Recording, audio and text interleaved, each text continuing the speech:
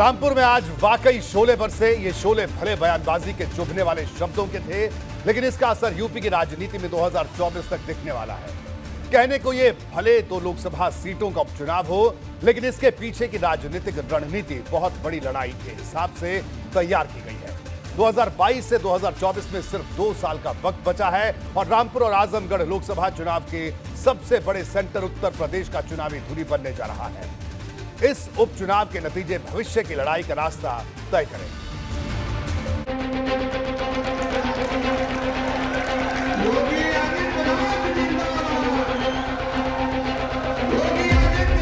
रामपुर को माफियाओं को रौंदने के लिए नहीं छोड़ेंगे। रामपुर को अराजकता का अड्डा नहीं बनने देंगे। रामपुर में आजम खान को सीएम योगी की सीधी ललकार। गरीबों का शोषण कर रहे थे, दलितों की जमीनों पर कब्जा कर रहे थे, निर्दोष लोगों को उजाड़ रहे थे। जब उन पर कानूनन कार्रवाई हुई, उनकी अवैध और अनैतिक गतिविधियों पर अंकुश लगा करके कार्रवाई प्रारंभ हुई। अब फर्जी दस्तावेज आप जमा करोगे तो कार्रवाई तो होनी है। होनी की नहीं होनी है। योगी का निशाना रस्सी जली, ऐंठन नहीं गई। कहते हैं साहब, उस समय कहते थे नहीं जेल में रहकर के उपचार करेंगे। अब कहते हैं जेल तो बड़ा नरक था, अब उनको जेल नरक लगने लग गया। उस समय कहते थे कि जेल ही हमारे लिए जन्नत है। रामपुर की जंग में रंग वाली तकरार। मैं जानता था कि लोग रंग इतनी जल्दी बदल देते हैं कि गिरगिट भी शर्मा जाए उन लोगों के सामने। तो एकदम इतनी जल्दी रंग बदलने में माहिर होते हैं। चुनावी मैदान से सीधी चेतावनी, गरीबों को सताया तो बचोगे नहीं। डबल इंजन सरकार के चाकू एक्शन की दुहाई। भारतीय जनता पार्टी की डबल इंजन की सरकार बनी तो रामपुर का यही चाकू भाइयों बहनों गरीबों को उनका हक देने का काम कर रही है। दिलाई पुराने दिनों की याद, कहा अब दंगाइयों को छूट नहीं।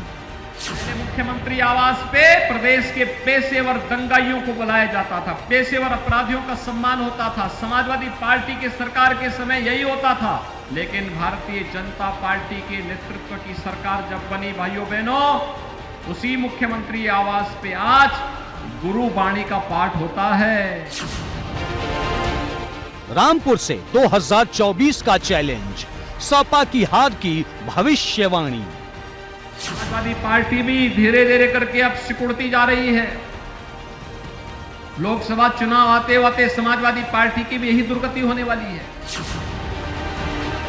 सीएम योगी के हमले पर आजम का पलटवार। हमने कभी इंतकाम नहीं लिया। अगर हमारे मुखिया को नजर नहीं आता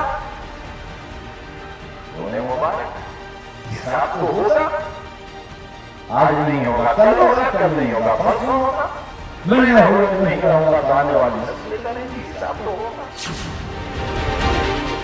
आजम का अपने समर्थकों को सावधान संदेश। अपने पक्षों की, अपनी मशीनों की हिफाजत कीजिएगा। जिन गाड़ियों में मशीनें रखी जाएं उनकी तलाशी लेने की कोशिश कीजिएगा और प्यार मोहब्बत से अफसरान से कहकर, और जब वो रवाना हो जाए तो उनके पीछे अपनी मोटरसाइकिल लगा दीजिएगा मंडी तक, ताकि रास्ते में मशीनें न बदल दी जाए और कमिश्नर वहां आ जाए। साफ होगा आसमान की तरफ। रामपुर में सीएम योगी के शोले।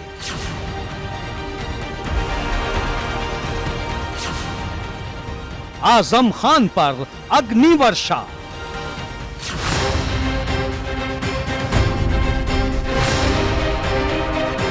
बात तो चुभेगी। रामपुर के चुनावी मैदान में सीएम योगी ने आजम खान का सीधे नाम नहीं लिया, लेकिन बिलासपुर से लेकर मिलक तक की सभाओं में मुख्यमंत्री ने आजम खान पर इशारों में तूफानी हमला बोला। उन्होंने कहा कि थोपा हुआ चुनाव है और ऐसा करने वालों में कोई नैतिक साहस नहीं है।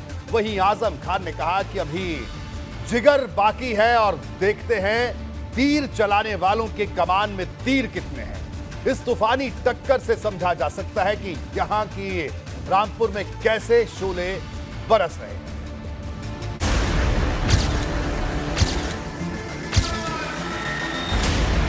ये चुनाव जैसे खन्ना जी कह रहे थे जबरदस्ती थोपा गया था।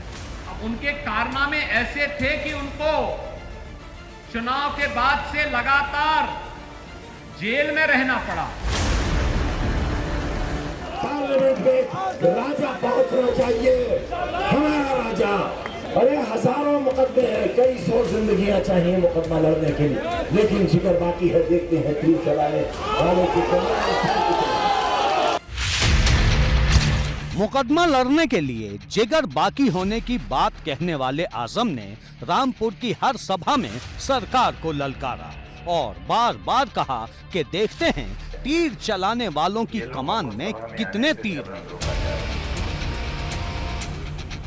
जबरन तो बहुत काम किए हैं आपने। आजम को भरोसा है कि उनके इस्तीफे से खाली हुई ये सीट अपने इसी तेवर के दम पर वे समाजवादी पार्टी की झोली में फिर से डाल लेंगे। लेकिन आजम ने जितनी बार खुद को जिगर वाला और यूनिवर्सिटी बनाने वाला बताया, उतनी ही बार भाजपा ने उन्हें भूमाफिया करार दिया।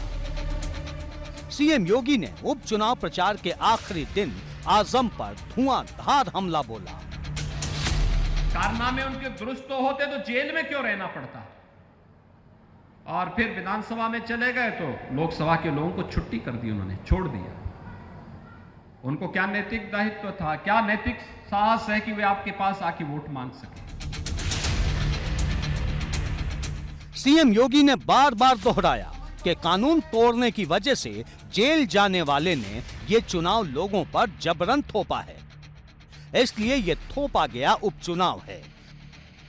रामपुर के बिलासपुर और मिलक में सीएम योगी ने एक के बाद एक कुल 2 सभाएं की और हर जगह उनके सीधे निशाने पर आजम खान रहे।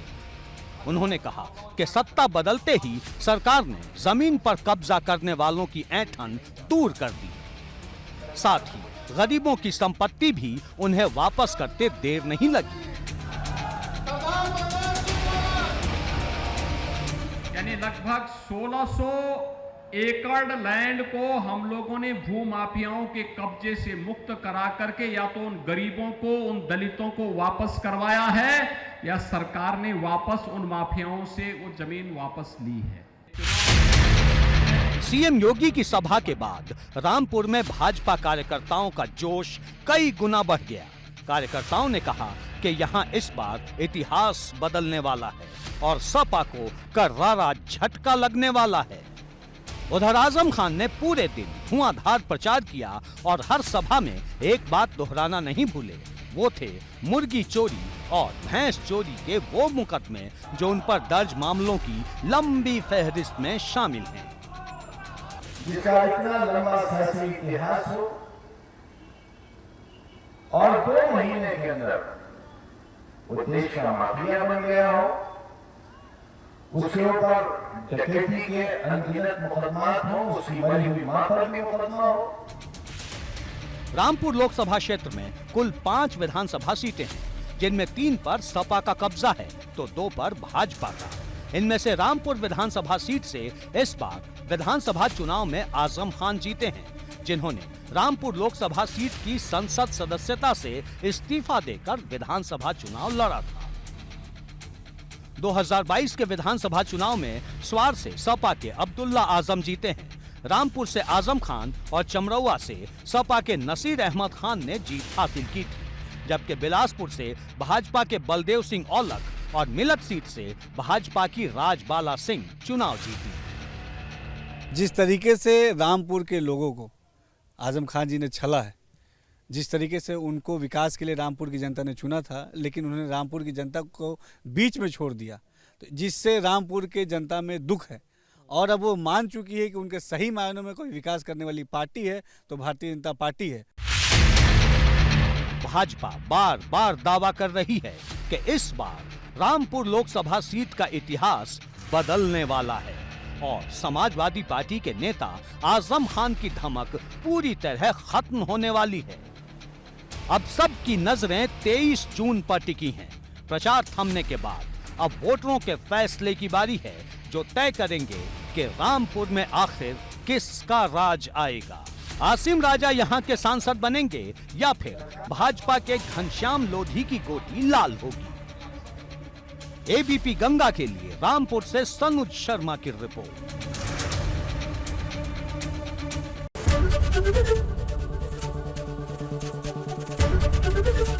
एबीपी गंगा, खबर आपकी, जुबान आपकी।